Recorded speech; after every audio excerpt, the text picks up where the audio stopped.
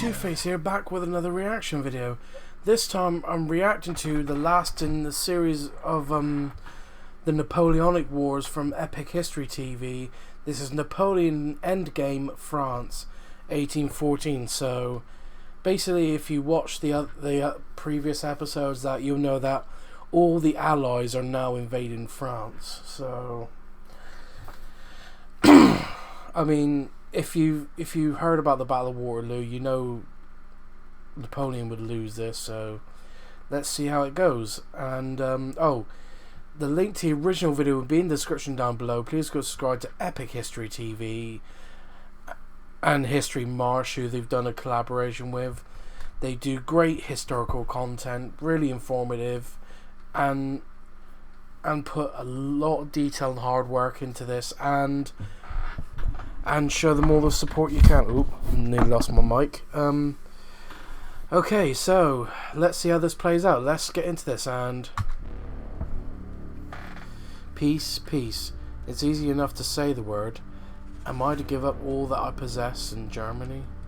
Count de Blücher. In October 1813, Napoleon had suffered his heaviest ever defeat at Leipzig. Yeah. The Battle of the Nations. Still held out for quite some time, Surviving though. French forces, exhausted, sick and demoralized, retreated to the River Rhine and prepared to defend France from invasion. But in November, the armies of the Sixth Coalition paused their advance. Okay. And Austrian Foreign Minister Metternich offered peace terms. Wow. The Frankfurt proposals would allow Napoleon to keep his throne if France returned to her so-called natural frontiers. It was the best offer Napoleon was likely to get, now that his back was to the wall, and all Europe's great powers were united against him. Even so, he did not accept the terms. He merely agreed to reopen negotiations. To the Allies, and many in France itself, it proved that Napoleon would not listen to reason. The war went on, and by January 1814, Napoleon's situation looked even worse. Did the garrisons fall? Many of his besieged garrisons in the east were starved into surrender. Marshal Davout, with 34,000 men in Hamburg, was now besieged. Denmark, one of France's last allies, was invaded by Bernadotte's Swedish army and made to join the coalition. French troops evacuated the Netherlands, which reasserted its independence after nearly 20 years of French control. In Italy, Eugene's army faced a new enemy, Joachim Murat, King of Naples, now marching north with 30,000 men to honor his new alliance with the Sixth Coalition. All his allies are turning on him. In Paris, Napoleon responded to the crisis with a series of extreme measures. Property taxes doubled, state salaries and pensions this made suspended, him unpopular. 300,000 new conscripts called up from a country already exhausted by 20 years of war.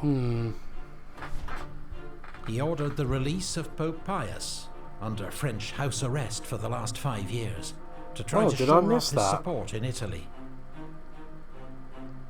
He even agreed to release Fernando, the Bourbon King of Spain, to take up his throne in exchange for peace between France and Spain, a condition that Fernando was in no position to honor.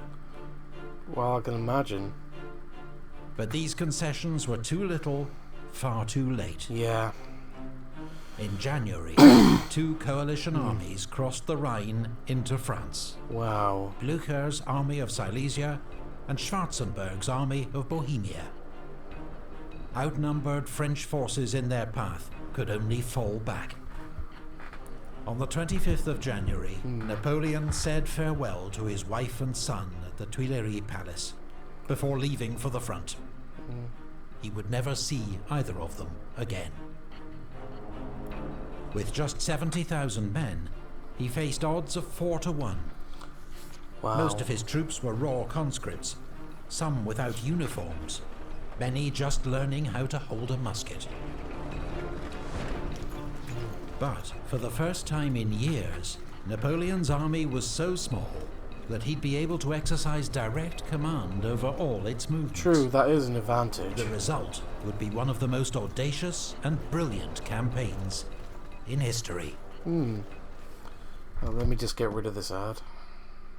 Popping the question. We leave no stone unturned. Imagine Napoleon waging war in the 20th century. His cavalry replaced by armored vehicles, cannon by attack helicopters, the old guard in heavy tanks. The lessons answer. Realistic fit his PlayStation and Xbox, and his cross-platform between PC Yeah, I couldn't get on with for it. sponsoring this video.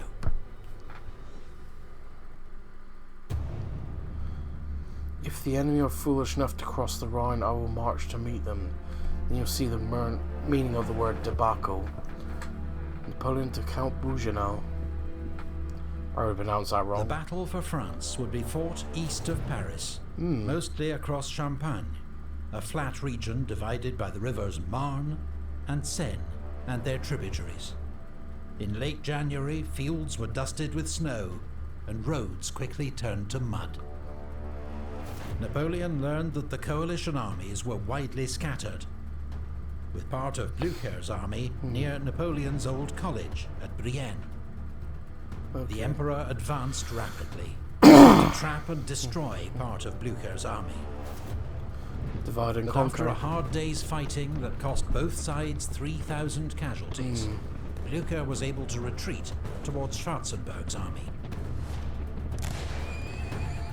That evening, Napoleon was nearly skewered by a charging Cossack, saved only by General Gorgo's good shooting. As Napoleon tried to work out the enemy's movements, Blücher, heavily reinforced by Schwarzenberg, made a surprise attack at La Rothière. Wow. Allied troops advanced through swirling snow to assault the village, defiantly held by young French conscripts. One was so inexperienced that Marshal Marmont had to personally show him how to load his musket during the battle. Wow. That is By late definitely afternoon, bad.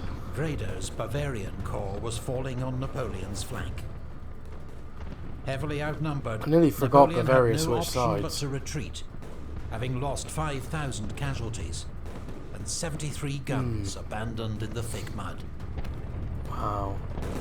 The Allies' frontal attacks meant their losses were greater, but by combining their armies, they defeated Napoleon on French soil for the first time.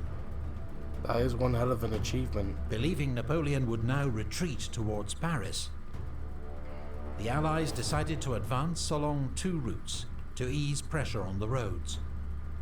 Blücher would take a northern route along the Marne. Schwarzenberg would follow the Seine. But dividing their armies again would play right into Napoleon's hands. Well, yeah, especially if he can defeat one army in turn.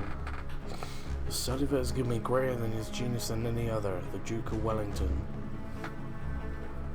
After 2 days to reorganize, Napoleon continued his retreat to Nogent, where he learned that the Allies had split their armies.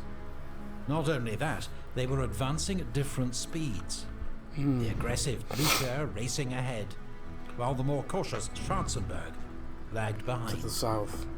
Leaving Oudinot and Victor to guard the Seine valleys and delay Schwarzenberg, Napoleon raced north through mud and rain with 30,000 men. The army of Silesia was strung out on the march, oblivious to the danger it was in.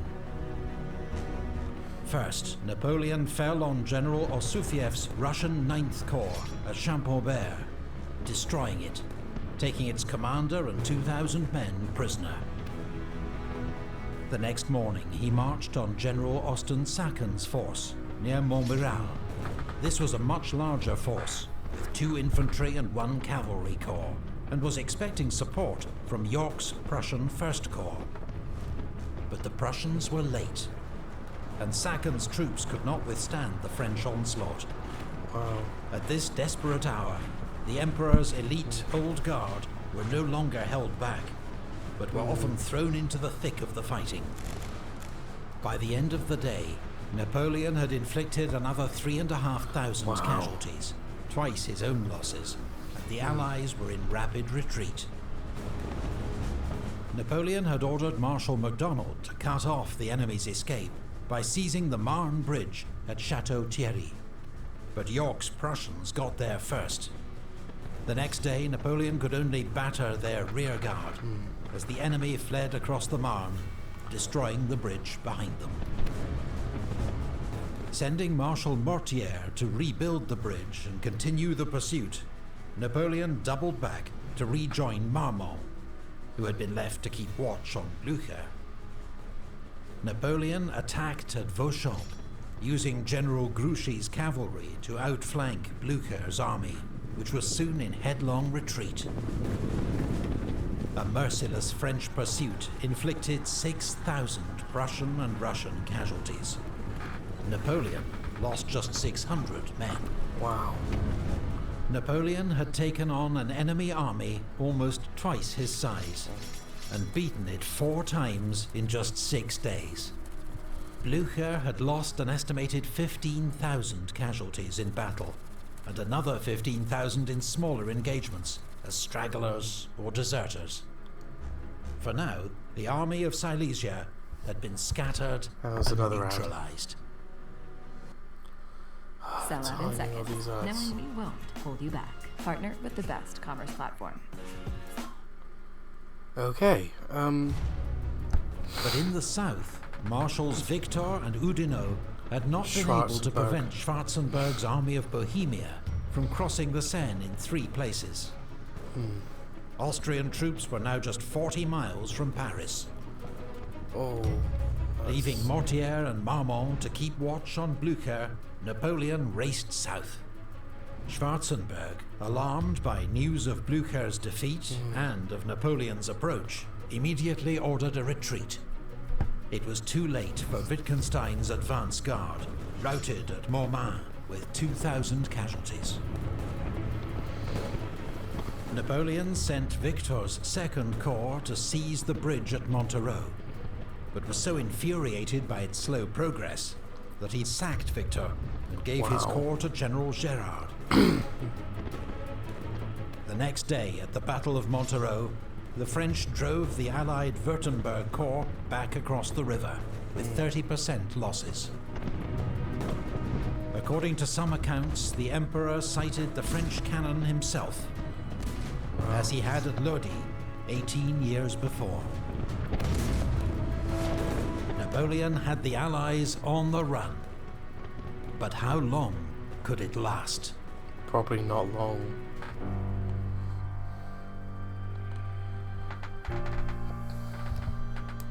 Because how long is it going to be before, like, the 2 corps at the tops are going to be completely overrun by the army of Silesia, and then Blücher can just easily advance on Paris? So I don't think it'll last very long, because if Napoleon has to race north to face Blücher, he'll have to then worry about Schwarzenberg now marching through Paris from the Seine,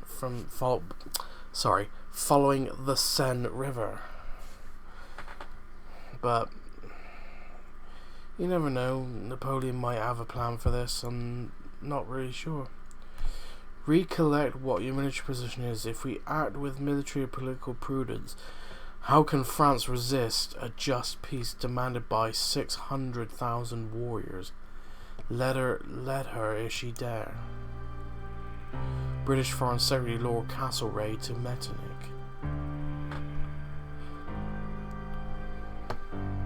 Even as fighting continued, negotiations between France and the coalition reopened at at Châtillon-sur-Seine on the 5th of February. Okay.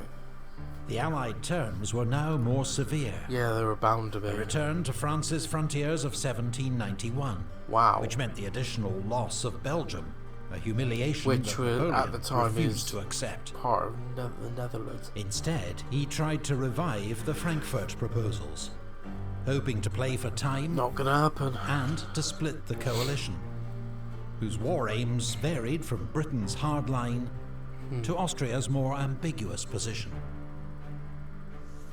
But this hope was thwarted by British Foreign Secretary Lord Castlereagh.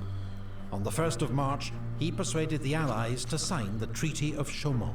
Wow. In it, Russia, Prussia, Austria and Great Britain agreed to keep 150,000 troops in the field and not to negotiate separately with France, while Britain added the sweetener of a £5 million subsidy to be shared among the Allies.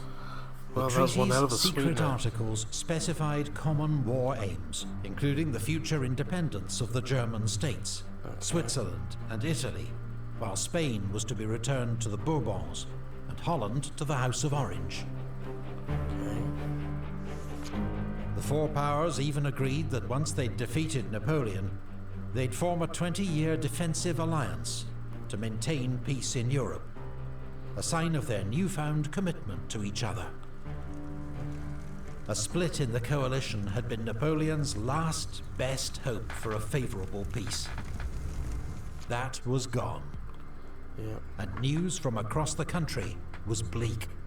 French cities were surrendering to the Allies without a fight.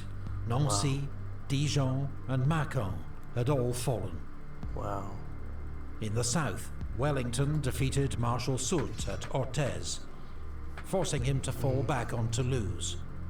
2 weeks later, as British troops approached the city of Bordeaux, it declared loyalty to France's Bourbon kings. The mayor himself rode out to greet the British, bearing a white cockade, the sign of Bourbon allegiance. Wow. Napoleon's hope for a nation in arms to resist the Allies had not materialized. Allied troops, particularly Cossacks, often robbed French civilians and committed some atrocities. French peasants took revenge when they could, but there was no guerrilla war to mirror what French troops had encountered in Spain or Russia. The chief desire among ordinary French people was for peace. At almost any price. Another ad so soon?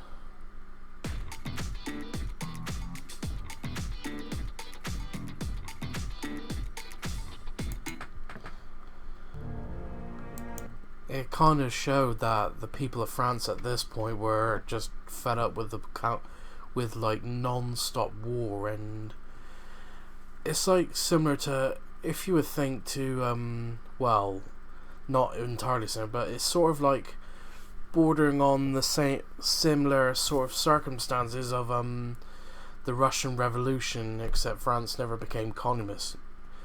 Became a communist state, communist country, to my knowledge anyway. But you can see that at this point people are just fed up with the non-stop wars going on. Napoleon's non-stop wars over time. I think the people would have been fed up, and it's going to put more pressure on his political status as well. Well, to my knowledge anyway, so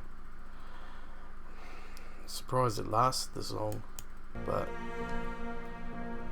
dangers crowded upon him, encompassed him, oppressed him with from every side, but he sought to escape from them by misreturning them to himself. I'm probably going to butcher this. Marquis de Caulaincourt, French foreign minister. Sorry for butchering the name.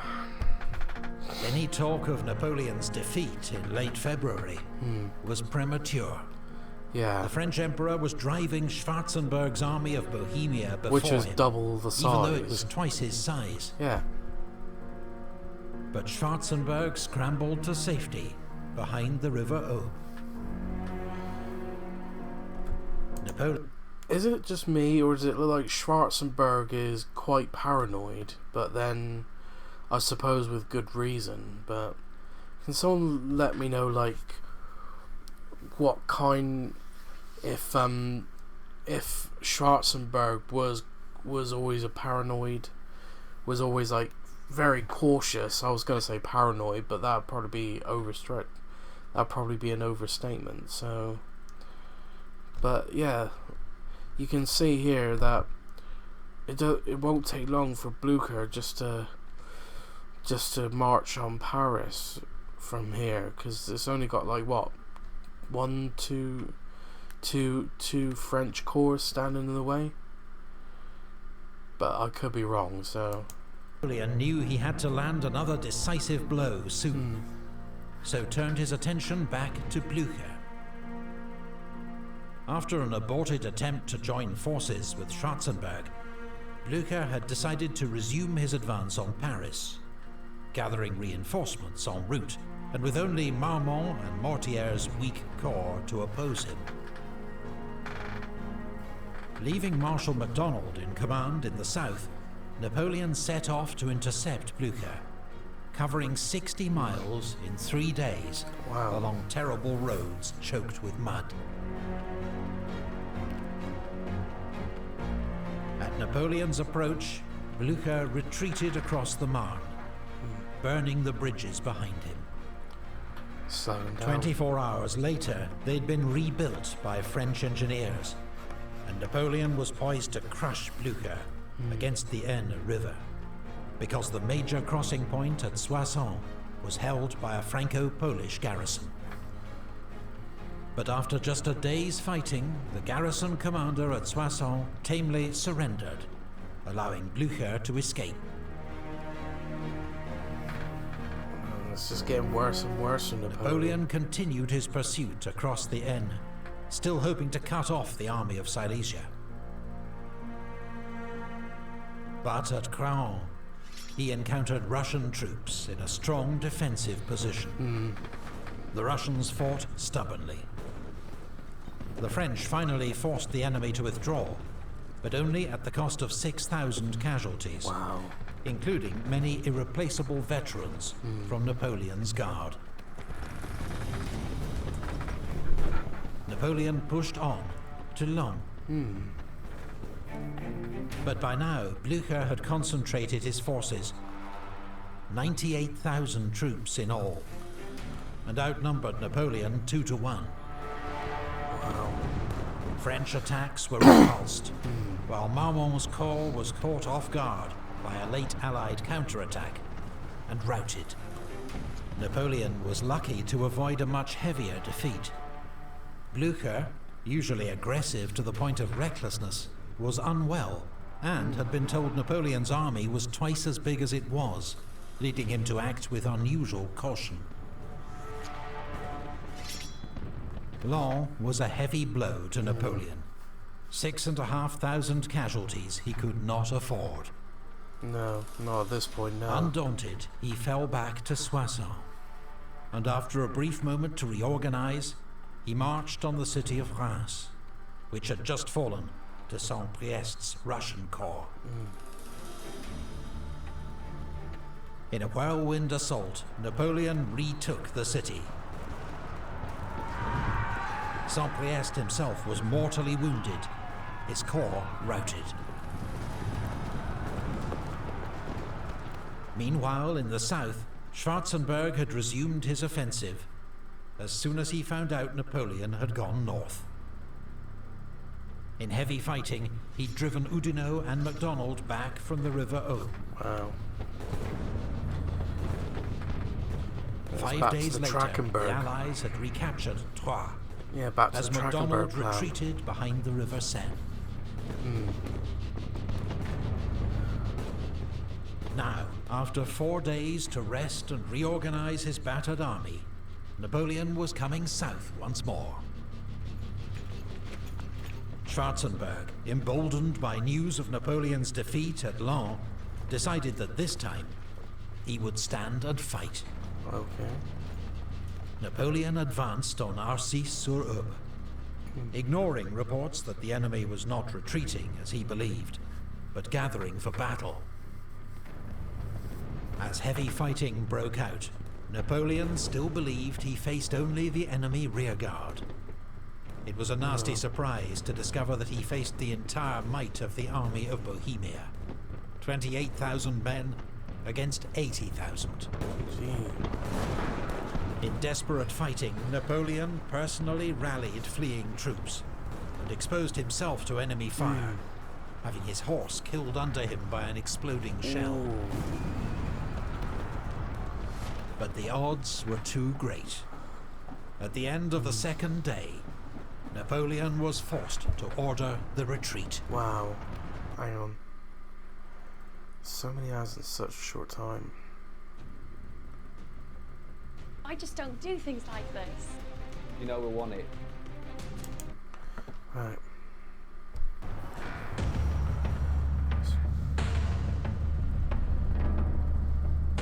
I saw a glorious death, disputing foot by foot the soil of the country. The balls flew around me. My clothes were pierced, but none reached me. Wow.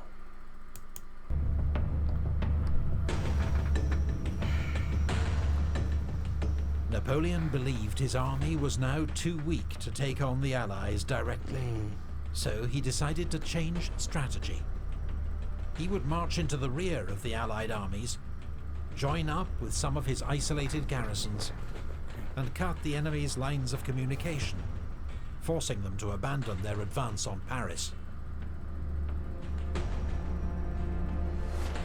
But the Allies, until now always one step behind Napoleon, had just received crucial information. Talleyrand, the most brilliant French diplomat of the age, and the most slippery. He'd served France's monarchy, the Revolution, then Napoleon, until in 1807 he fell out irrevocably with the Emperor over foreign policy. Wow. He now believed that Napoleon was dragging France into ruin, and worked behind the scenes to ensure his downfall. Wow. From Paris, he wrote to the Russian Emperor Alexander at Allied headquarters, informing him that in the capital, support for Napoleon was crumbling, and the city's defences had been completely neglected. He urged the Allies to march. Yeah, looks like he's about to say it. Like, yeah, that's really going to entice. That is definitely going to entice the Allies to march on Paris. But I was just wondering how Napoleon's going to react to them just suddenly advancing on Paris. Because you think all the amount that Napoleon's losing, even in his home country, because the people are just tired of the endless wars, and it's really starting to hurt France itself. So good thing that Talleyrand. So it looks like it's going to be one hell of a march on Paris. So immediately on Paris, without allowing Napoleon to distract them. Wow. Talleyrand's information was confirmed when the Allies intercepted a report from Napoleon's chief of police, General Savary, meant for the Emperor. The treasury, arsenals and powder stores are empty. We are completely at the end of our resources. The population is discouraged and discontented, wishing peace at any price.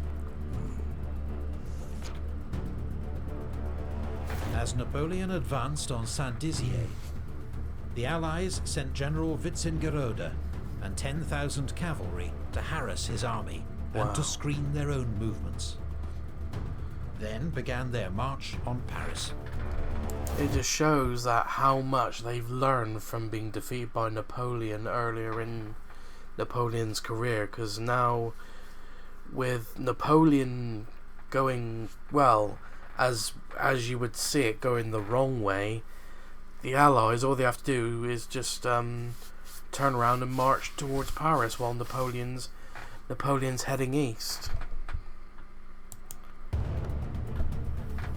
At Fère Champenoise, they collided with Marmont and Mortier's corps, advancing to join Napoleon. An entire National Guard division, 5,000 men, was virtually wiped out as the marshals suffered a crushing defeat. Napoleon feared that the fall of Paris would be a fatal blow to his regime. Well, yeah, you take Paris, the whole country's... and ability to wage war might not recover. It won't. So, when he received news of the Allies' movements, he tore up his plans and ordered a forced march back to Paris, intending to lead its defense in person. But he'll be too late by the looks of it. Napoleon's wife and son were evacuated from the capital, along with most of his ministers. His brother, Joseph, the ex-king of Spain, was in charge of the city's defences, but had done little. Paris was awash with rumours of treachery and defeat. Well, yeah, even the people of Paris are turning against Napoleon. Were able to reach Paris before the Allies, adding their troops to the garrison. It now totaled 37,000 men, including some hardened veterans of the Guard, but many more young conscripts, while a third were part-time soldiers of the National Guard. Time to make the Allies had 120,000 seasoned troops outside the city, and given the urgency of taking Paris before Napoleon could intervene, their elite guards and grenadier divisions would lead the way. On the 30th of March, they began their assault from the north. Heavy fighting raged throughout the day.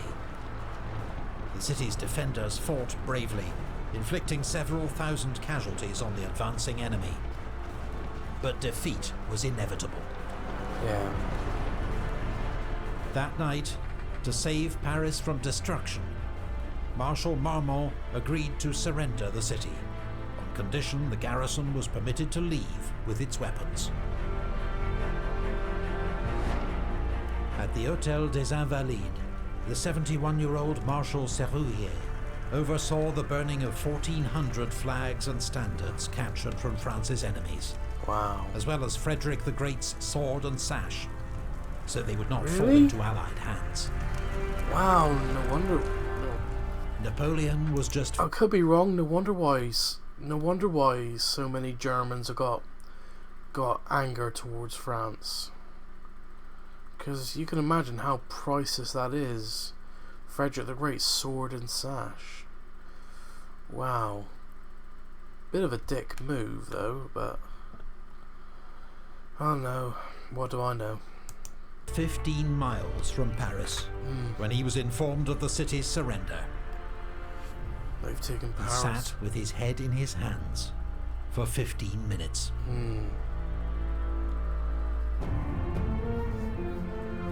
We do not intend to expose Paris to the fate of Moscow. Marshal MacDonald to Napoleon.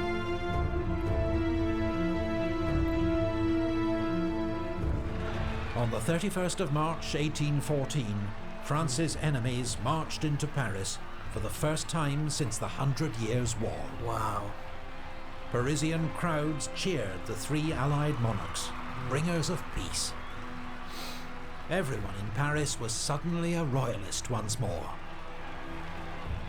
Above all, they cheered for Emperor Alexander of Russia, now hailed as Europe's saviour. Don Cossacks bivouacked on the Champs-Élysées. Allied troops generally behaved well. Behaved. 35 miles away, Napoleon was at Fontainebleau with 36,000 men, all of them hungry and exhausted after their 100-mile forced march.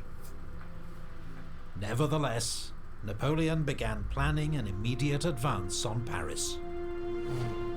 But for the first time, he faced unanimous opposition from his ministers and marshals, including Ney, MacDonald, Oudinot, and Berthier. They reminded... Well, you think the Allies are taking Paris, that's a huge demoralizing blow to the French forces. Like, And it looks like now even his marshals and ministers have had enough, and they just want peace. I think they just want what's good for France. Him of his oath to act for the good of France. He accused them of disloyalty, acting only to save themselves. They told him the war was lost, and he must abdicate in favour of his son if possible.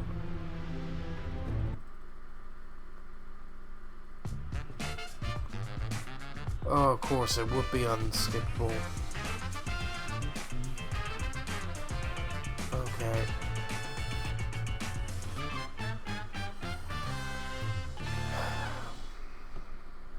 Weird ad.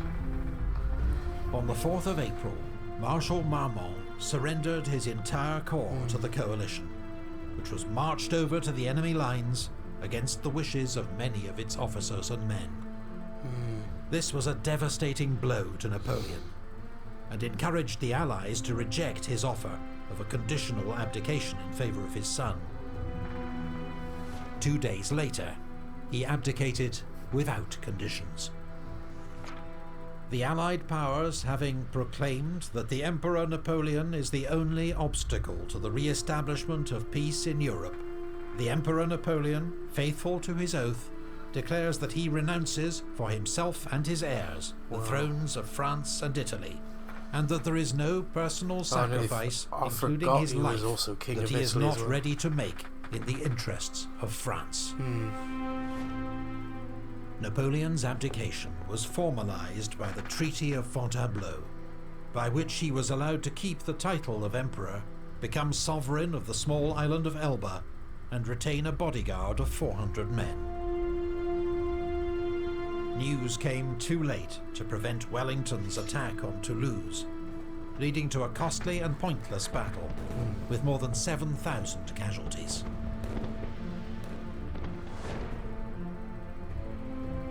The night after his abdication, Napoleon tried to commit suicide, using the poison that had been made for him in Russia in case of capture. But it had lost its potency, and he survived.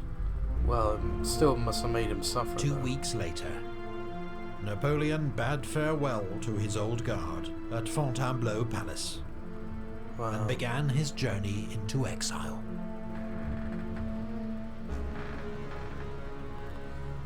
I have been wrong. Maybe in my plans I have done harm in war, but all is like a dream.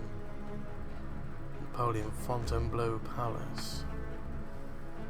The Napoleonic Wars, which had raged on land and sea for 11 years, seemed finally at an end. The death toll is unknown, but historians estimate that 2 to 3 million lives were lost across Europe. Most soldiers died not in battle, but from disease. Many thousands were left maimed and disfigured. For most of this period, Napoleon was master of Europe, imposing treaties on humbled enemies, redrawing frontiers, overthrowing old regimes, and making new military kings. Genius.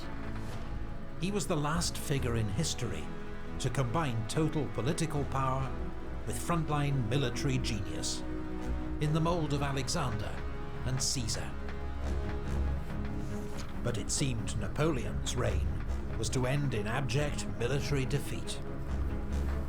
However, exile on Elba did not prove to Napoleon's taste. In less than 10 months, he would return to France to fight one last great campaign to reclaim his throne.